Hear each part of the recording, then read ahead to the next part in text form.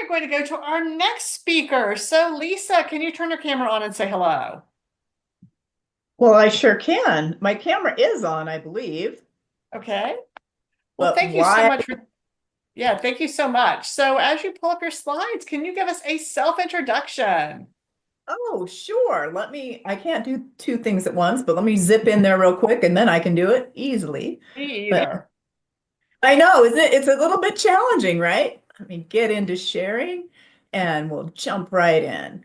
So yeah, I actually have a self intro baked into my slideshow because I like to keep it very personable. And first of all, I want to just say what a powerful group of women that we have gathered today. Ginger, thank you so much for that. Everyone has just been incredible. So I'm going to be talking about communicating with integrity in the era of AI. And I'm going to give you a little bit of history about me. My name is Lisa Manyon. I'm known as the business marketing architect, and I'm the founder of Wright on Creative. So I started Wright on Creative in 2003. I'm a multi-passionate entrepreneur and author. I've written a international best-selling award-winning book about my journey as a cancer thriver. So I believe that business is personal, and I think that it's really important that we integrate both aspects of us. We can't be all business, we can't be all personal life, but we can blend it and we can blend it beautifully. I'm a lifelong learner, dreamer, and doer. So I love books, the written word, music, nature, golf. I pioneered the challenge solution invitation communication framework, which is what we'll be discussing today, because it basically takes the pain out of planning and the pain points out of marketing, which is really a good thing. But it's also a real all-encompassing communication framework that I will walk you through so that you can use this in any of your communications with your leadership team or with anyone else. It really helps to soften it. And I originally created this specifically for marketing messages, but I found that the whole framework lends itself really well to effective communication that focuses on solutions. I also write for magazines, including Southern Oregon Magazine. Um, Mentioned I'm an award-winning author.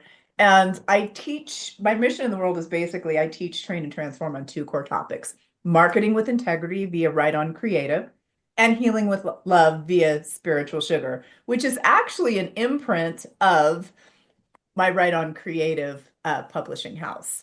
So in a nutshell, with through Write on Creative, we take the pain out of planning and the pain points out of marketing because we're all in enough pain. We don't need to dig into that, and I'll explain that as I move along further. And then healing with love is just really all about my journey to heal cancer with love. No chemo, no radiation. I did do surgery, but there are many different things that we can do to heal. So that's a bit about me. Who I play with, which might be of interest to you, mostly mission-driven entrepreneurs, business owners, nonprofit organizations, corporate leaders, teams, emerging brands, and established brands, multi-passionate coaches, consultants, authors, speakers, artists, and healers. This is kind of a sweet spot for me because the multi-passionate people are most often the most misunderstood, and they also tend to feel like they're basically a square peg being squished into a round hole because they're being told they can only focus on one thing. And we all know, as women particularly, that it's virtually impossible for us to focus on just one thing. We are natural multitaskers, which is not a natural skill to men, and is something that I think is really important for us to keep in mind. I work with people who are the stewards of important movements, so really leading the charge. And then also people who are ready to be the choice, not an option. So it doesn't matter where you are within your corporation or your place of employment. When you are ready to be the choice and not an option, we can work together to get you there. So our goal in the era of AI is to communicate with integrity and to keep it real. And I think that Lynn did a really great job of overviewing everything in her talk because AI isn't new. It's going to be around. It's not going anywhere. But how can we leverage this tool to enhance our workflow, not necessarily replace people? And that was a really, really important point that Lynn brought up in her presentation. So we want to make sure that your communication is clear, concise, and compelling. And that doesn't always happen. So we want to also consider amplifying passion points. No more problem, agitate, and solve. No more pain points. And so what I want to say about that is, as I mentioned earlier, I developed this communication framework as a direct response to the pain point marketing approach that I saw out there because I've worked in communications for decades. And what I saw happening was this subtle brainwashing of people just automatically asking, hey, what's your pain point? And honestly, that's not the best way to start a conversation. And I could tell they were kind of drinking the Kool-Aid and getting a little bit stuck into, well, basically brainwashing. And I believe it was Tamara that mentioned that sometimes we need to unlearn things that we've been taught because it's not in our best interest. So in a nutshell, my framework is the challenge solution invitation framework. You need to know it, you need to be it, and you need to do it. And I will walk you through that here in a bit. Something else that I think is incredibly important when we're communicating with integrity in the era of AI is that your values equal value.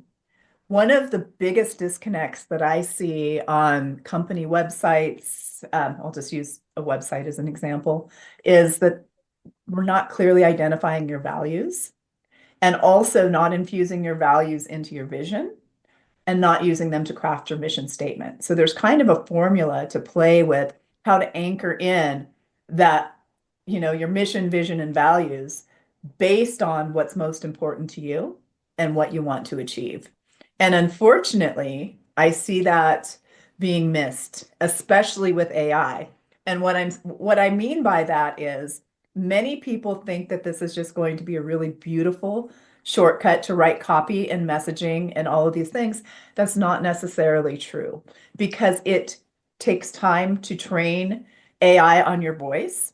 It takes time to infuse all of your business information into AI. And you also want to be careful about the things that you are putting into AI, because if you do not check the little box that says, do not use my content to train AI, it gets thrown into the main aggregate.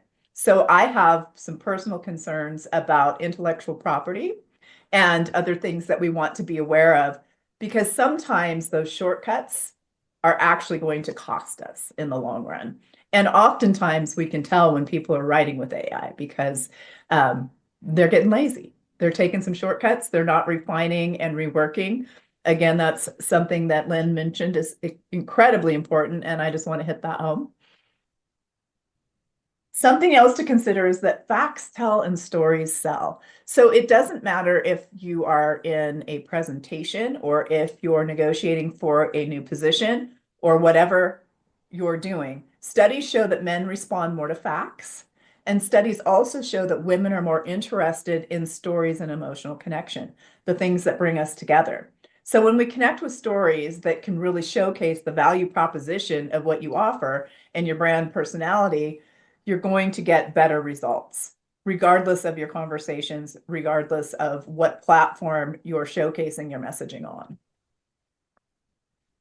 Now, when telling your story, leave your ego behind. And this is kind of bringing me back to our panel discussion about how do you share your accomplishments without bragging. So we want to share your expertise and powerfully position yourself, but we want to also remain humble, right? So we are, as women, taught not to brag. And I'm going to go ahead and say, we need your colleagues and your team members. They're interested in you and how you can help them, right? So we need to be really clear about that. We also need to make sure your communication highlights your value proposition for your colleagues and your team. Instead of giving yourself props, it's really a fine balance. So that value proposition is not only about everything that you've accomplished, it's a fine like awards and things like that. It's kind of a fine balance. But why does that make a difference to the person you're communicating with? Why does that matter to them? Some people do not care that I'm an award-winning author. They're not interested in working with me in that capacity. They're interested in strategies that can create million-dollar results. They're interested in creating marketing messages with integrity, things like that. So we just want to be really clear about this fine balance of, yes, giving ourselves some kudos for sure, but making sure that we're not focusing only on ourselves, because then we lose the interest of our audience, whether, doesn't matter, big, small, all of them. Speaking of, we need to know our audience. So when you try to be all things to everyone, you end up being nothing to no one.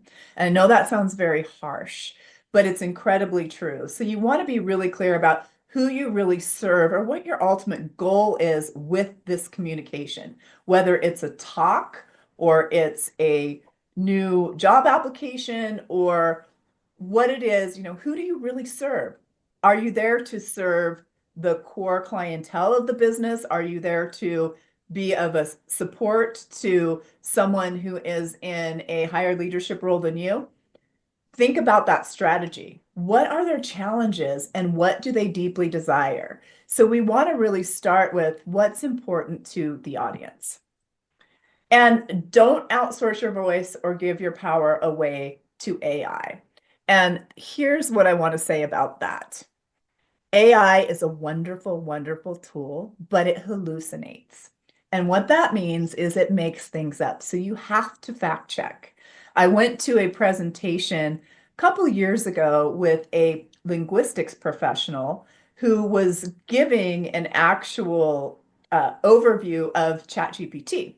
And so I'm in magical Ashland, Oregon, where the Shakespeare Festival occurs each year. And so this linguistics professional decided to have ChatGPT write a little essay about Shakespeare and to include citations. The information was mostly wrong. The citations were broken links and were incorrect. So you really want to take a look at that.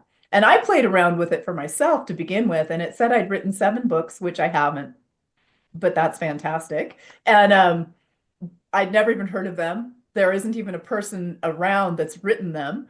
And so it just made things up because it couldn't find that. It also said that I focus on pain point marketing and pain point messaging, which is the exact opposite. So there's so many different places that we can be seen and heard. And I'm seeing this a lot in social media, especially. I can tell when your messages are being generated with AI. They're stilted. It's not perfected. So it's really important to make sure that you're owning that, owning the power of your own voice and also not giving away those critical thinking skills. So some things to consider with AI. Shortcuts are not always the best way to go. Just to recap, AI continues to hallucinate, and this can cost you your reputation. I recently spoke to a company who had created this big trade show display, and one of the facts, they didn't fact check on AI, and it was incorrect. So they had printed everything out, were ready for their trade show, and the information was incorrect, and they couldn't use it. So fact checking, paramount. Now, when we're crafting messages, this could be a marketing message, it could be a promotional letter, it could be anything. I always say that copy, your message, is queen, and strategy, your plan, is king. So there's an age-old marketing, advertising, and publicity adage, basically, that says copy is king, and strategy, well, it doesn't even say anything about strategy. It just says copy is king. And I'm like, that's not true because copy is queen. Think the feminine energy that nurtures and builds relationships. This is not gender biased in any way. We both have masculine and feminine energy in us, but strategy is king. Think about the masculine energy that drives the plan. So we need to have that really beautiful fluid communication going on in our messaging, but we also need to have a strategy behind it. And so the importance of the energetics in your communication is just like a relationship. Your copy is queen, your strategy is king, and they've got to work together to create energetic alignment, because if they don't, it's an absolute struggle. So the new communication framework for success, which is what I had originally named it, is actually the challenge, solution, and invitation framework. And I'm going to walk you through that. So the challenge, basically, you need to know it. Meet people where they are with empathy and understanding to determine how you're going to even approach this conversation or this proposal or whatever it is, maybe even an ad campaign. Totally up to you. But meet people where they are with empathy and understanding and know exactly what that challenge is that people have. Now, you always need to know what a problem is in a business to solve it. But one of the things that I see happening is people really lead with those pain points. And they focus on those pain points about what is wrong, as opposed to kind of softening it a bit and leading with that empathy and understanding. So you're meeting people where they are, so they completely get that you're on their team and you're ready to roll. Instead of coming in with that more direct approach of like, this is what your problem is, and you've got to do this, or you're never going to find the right solution. And we've all seen weird marketing strategies and sales tactics like that, and they just simply don't work. So what problem do you solve? What are the challenges and deepest desires of your colleagues, your team, or your collaborators? How can you eliminate the challenge and help them achieve their goals? And it's not necessary to poke at the pain points and focus on negative. We want to meet people where they are, period. So for the solution, this is the part that really excites me. You've got to be it, and you've got to own that with absolute confidence. But beyond that, you have to offer proof that you can deliver what you promise with your value proposition. And this is across the board for anything that you're doing. You're applying for a job, you're submitting a proposal, you're creating an ad campaign or a marketing campaign, whatever it might be. And within your value proposition, you want to make sure that you have the passion points in mind. What are the passion points of your team or your colleagues? What do they deeply desire and they most aspire to achieve? Make sure you speak to that by painting a picture of possibility. So this is what life will look like once we implement X, Y, or Z. Now that's your strategy, so you'll figure out what that's going to be. But you also want to craft your message to magnetize your ideal soulmate clients and customers. So within your solution piece, you want to make sure that you're showcasing results. So there was a question for the panel about, how to let your boss know you're doing well without bragging. Absolutely. You can forward on some of the feedback that you've received or kudos that you've gotten for other people, but you can also use that information, that kind of data, to determine what it is that you truly want to showcase and what it is that you want to include in your strategy. So you're not always going to have case studies to begin with. You might not always have results to begin with. You might not always have really good examples to begin with, but they can be anecdotal, right? So there's different ways. If you don't actually have these, growth, I guess proof of growth would be the best way to say that. And, the key performance indicators that you might need to incorporate into that. But it can be that simple. It can be that simple of like, hey, I was able to grow revenue by 15% within this specific amount of time, or whatever it might be. But you want to have real specifics in that solution piece so that when you're beginning to share that information, people are super clear about what the challenge is, what you're going to help them solve, and how you can do that. So what's really beautiful about this framework is by the time you get to the invitation piece, you just need to do it. And so we always want to lead people to that next step, but we want to do it in a really nice, soft way that isn't too pushy or hard sell, that really gets people to take action. So don't assume your team, your colleagues, or your collaborations will know what to do next. They don't always know what to do next. You have to extend an invitation or a call to action. And you can invite your team and colleagues to say yes by taking the next step. And also I always say include timelines when appropriate. That doesn't mean false scarcity or any of the weird things that you might see in marketing, but it does mean that you can add some true urgency so that people understand what your timeline is and how things are going to help. So, in a nutshell, basically, I have an invitation for you. If you would like to take the messenger quiz to learn about your messaging style, you certainly can. You can go to themessengerquiz.com, and you'll also discover an exercise how to help you apply the challenge, solution, and invitation framework.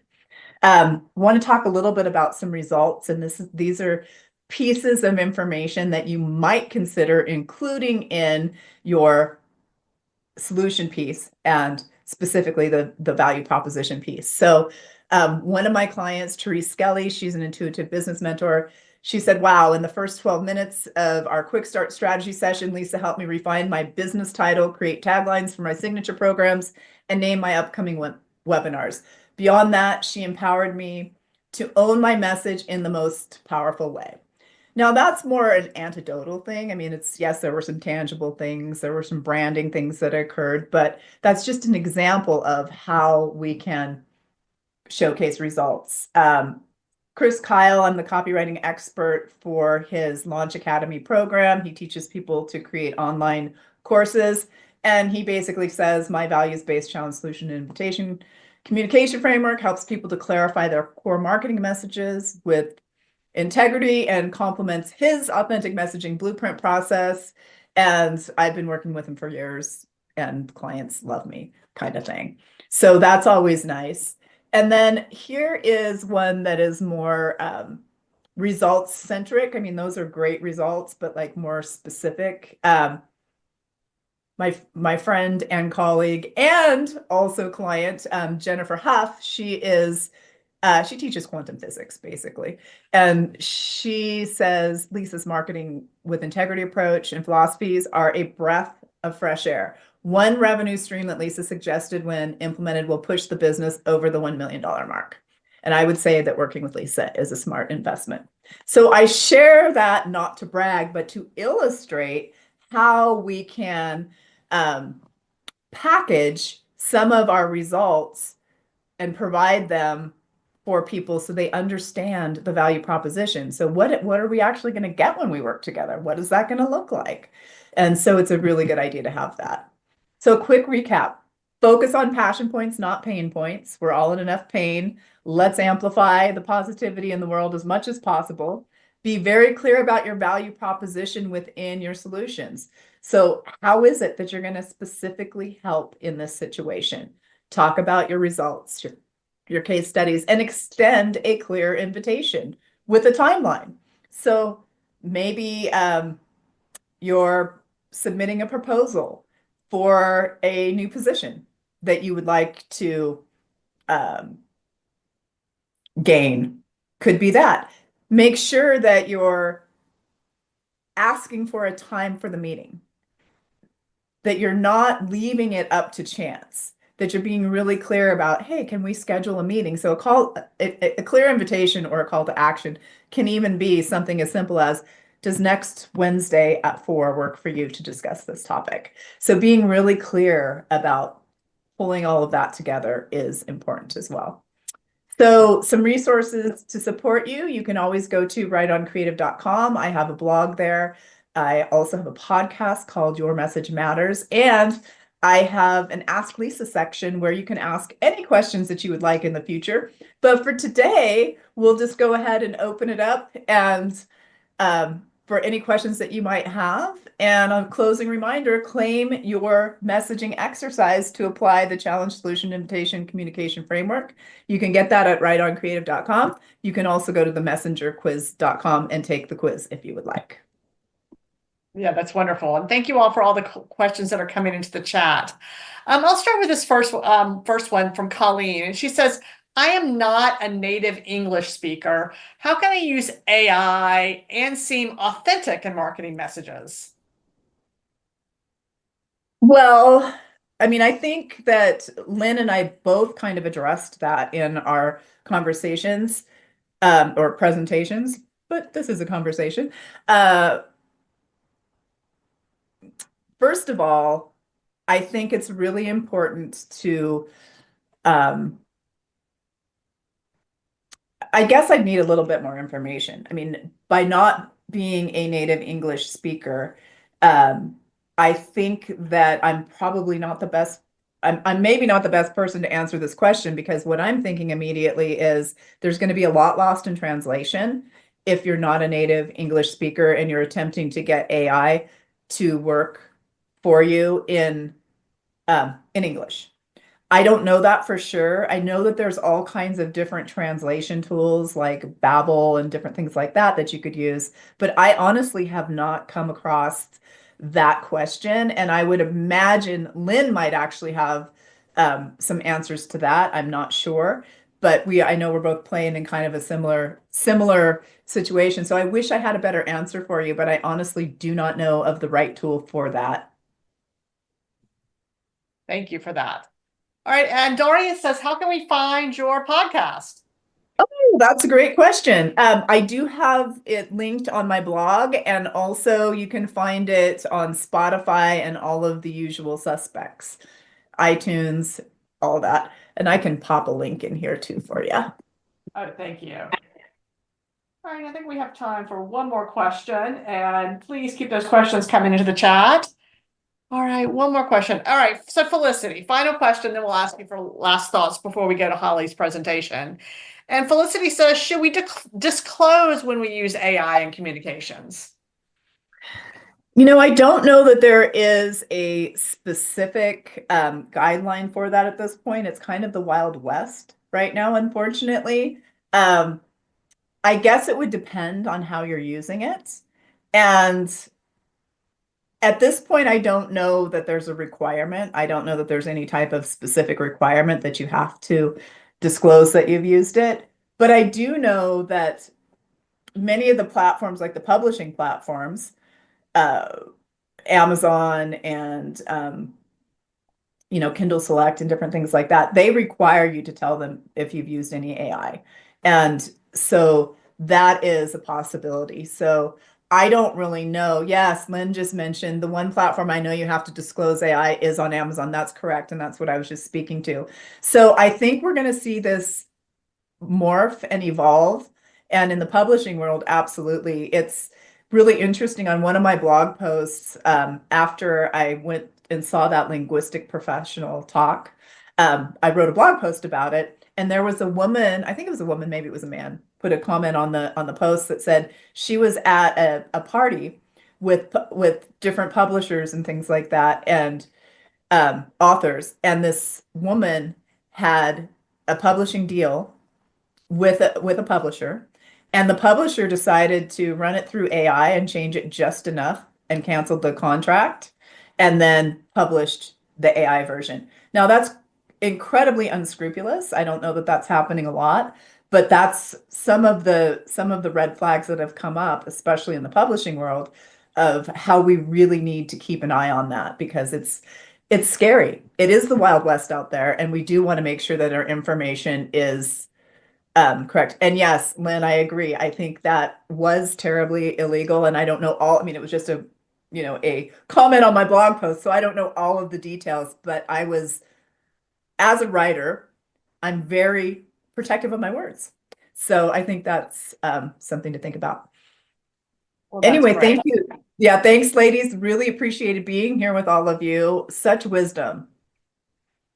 That's wonderful. Well, thank you for your time today. Thank you.